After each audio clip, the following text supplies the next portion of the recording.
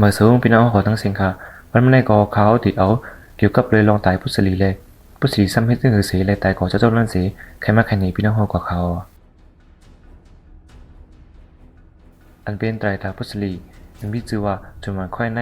มันใจว่ามือปีนี้เขาปักที่13เดือนจุนไหนเช้าวันไว้วัน2 โมงนั้นอันเป็นจนวันค่อยในได้ก่อที่เฮิรนพุทธลีเขา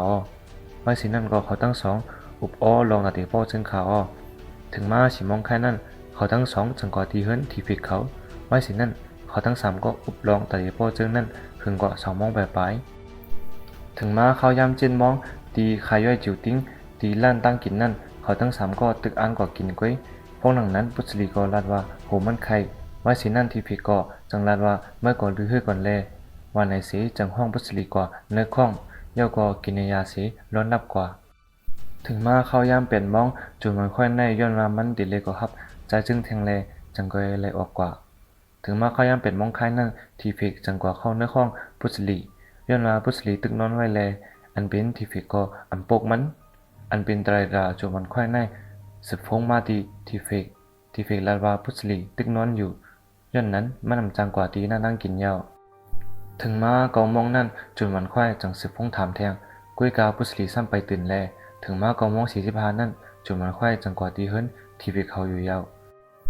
ตอนตาปุษลีตีตื่นนั่นเขาตั้ง2 ห้องมันกุ้ยกาปุษลีอำลาสังสีคอตื่นก็ตื่นมา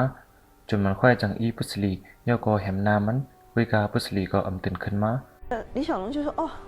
我头有点不舒服。”周怀就说：“哦，我马上过来这样子。”那过来叫他也没什么回应，就找了我的一个医生，就来的时候就是说马上要送医院了嘛，就已经就打999。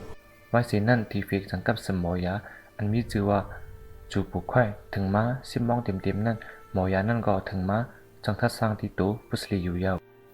หมอยานั่นทัดสร้างเลยหัวหัวใจก็ตอดยาวย่อก็ถุยใจยาวจนวันค่อยแลที่ฟิกเขาทั้ง2ย้อนว่ายุ่มแลจังห้องหมอยาต่างก็สีมาซ้ำบันเข็มมันแทงกุ้ยกาวิลองแรงกายสังขึ้นมาคำนั้นกุ้ยนั่นก็ถึงมา11 โมงนั่นหมอยาก็นั่นจังลาดว่าปุษลีในลู่เสียงตายกว่าเตี้ยาว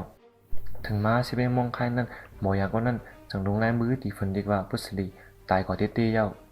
ถึงมาเลื่อนจุนใน28 วันนั่นจังเป็นฝ่าว่าปุษลีในลู่ตายกว่ายาวลงเขาเป็นฝ่าไว้นั่นเกี่ยวเลยลองตายปุษลีในย้อนว่ากินยาหูไข้นำนานเลยเฮ็ดให้ออกมันเกิดเสียในลู่ตายกว่าเขาอันเป็นฝ่ายเฮ็ดยาเขาก็เลยตื้อใจกว่าเต้